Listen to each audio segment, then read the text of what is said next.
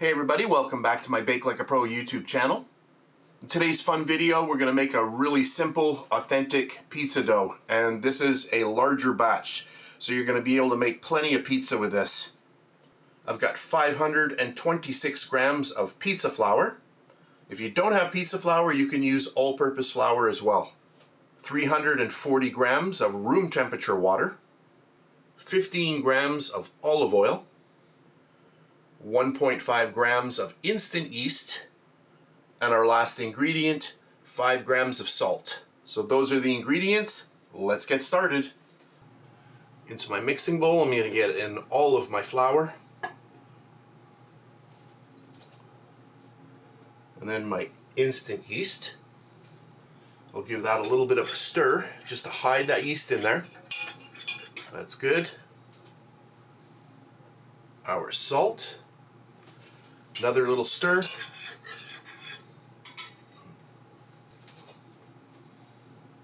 My olive oil. And don't worry, if you don't have olive oil, you can use canola oil or vegetable oil. That's good. And then our water.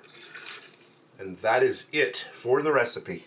I'm going to close down my safety cage and we'll get our mixer going.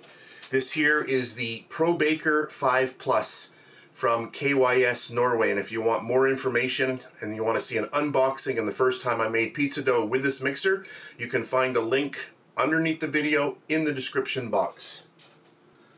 I'm going to turn on the mixer. As soon as I do, you'll see a nice little light illuminate the inside of the bowl. It's very nice to have. And I'm going to get this going. So this goes up to 400 RPM. I'm going to take this up to number 3, which is about 120 RPM. Right there. You can see the nice magic action happening with that dough. And now I'm just going to let this go now for 14 minutes. Alexa, set a timer for 14 minutes.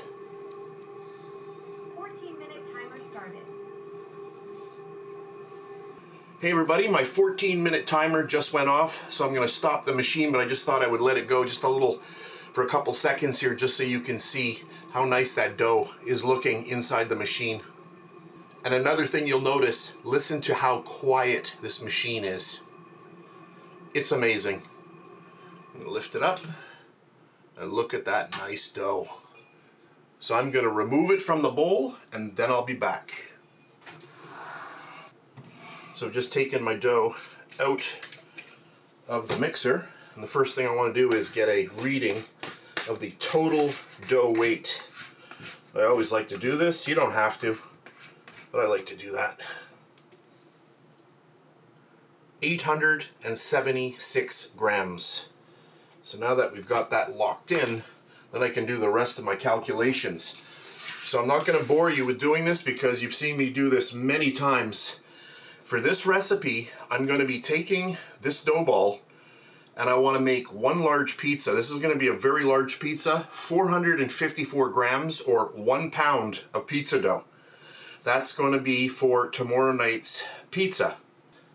And then I'm going to be doing another test with my brand new pans from LloydPans. So I've got 2 of these and I'm going to be going up to 180 grams for this Detroit Slim pan here.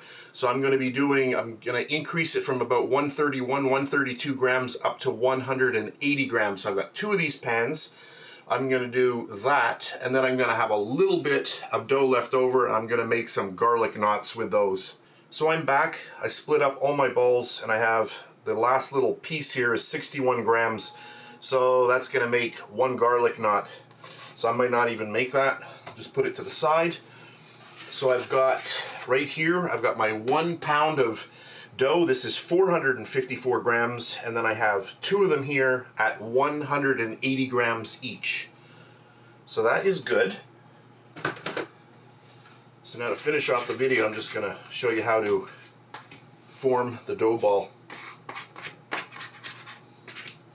So I'm going to get it like this. I'm going to push it down a little bit and then just bring it in on itself. You can just use your fingertips, just like that, and then flip it over. And then this is where the magic happens. So you want to get in here, and you're going to push inward, and then you're going to spin in, or kind of push in opposite directions, just like this. So what this is doing is, as you're doing this motion, it's actually pulling the top of that dough downward towards, you know, the bottom, and it's kind of pulling everything down. So it's really a nice little technique. It's very simple, just like that. You'll see more advanced people, they're going to use the roll technique like this. That looks good, just like that. You can see how nice that dough ball has become. I have a greased bowl here, and then just gently scoop that up and right into the bowl. So there's number one. And then I've got two more bowls here. Just give it a little bit of a push, bring it in on itself, and then over.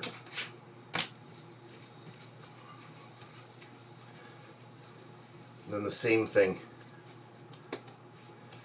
If you do find it gets a little bit sticky, you can put a little bit of oil or water on your hands, or just shoot down a little bit of flour onto your work surface. So that's good like that.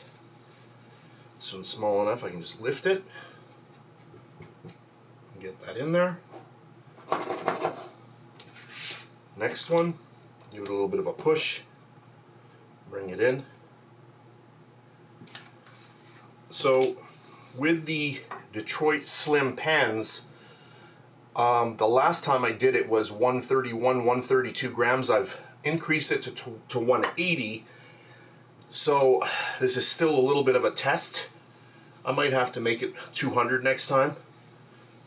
But you know what's great about experimenting like this? You get to eat all of your experiments. And they are very delicious. So just a little bit of a roll, that looks good. And then right into the bowl. And there we go. All I need to do now is just spray these with a little bit of olive oil spray. If you don't have spray oil, just add a little bit of oil to the top of each one. You can just rub it in with your fingers or use a little silicone brush. And then you want to cover it with plastic wrap. And that's it for the recipe. So I'll do that and I'll come back. So I've done 3 bowls here. So all are sprayed with a little bit of olive oil spray, and then you just cover it with plastic wrap. And there we have it.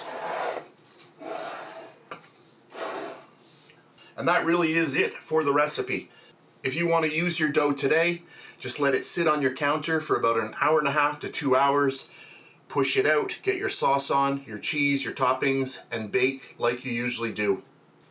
If you're baking in a traditional kitchen oven, you're talking about 8 to 10 minutes at 550 degrees Fahrenheit, which is 288 degrees Celsius. If you want to slow cold ferment these overnight and you want to use your doughs tomorrow, I will leave them here on my table for about 30 minutes just to ensure that the yeast has really started to activate, and then at that point it goes into the fridge until tomorrow.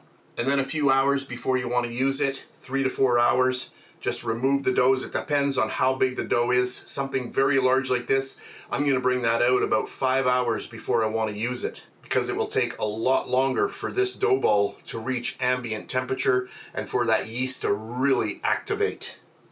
And in those last couple of hours, there's a lot of activity because the dough is a lot warmer and the yeast has woken up from being sleepy, and you'll see a lot of activity with that dough.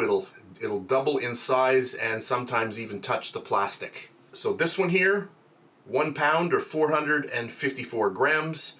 These two are smaller, 180 grams, and those I'm going to be using in my Detroit Slim pans from LloydPans. And if you do want to see an unboxing of this pan and the first time I use them to make pizza, I'll put a link to that video down underneath the video in the description box.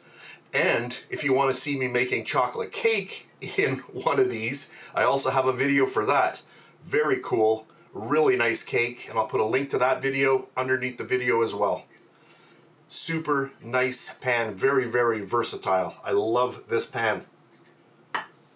So that's it for this video. I hope you enjoyed it. If you did, please give me a thumbs up, subscribe if you wish. And if you're on Facebook, I'm also over there at BakeLikeAPro. As usual, I finish off all my videos with some photos from the doughs that we created in our video today. So thanks very much for watching, and I'll catch you on the next one.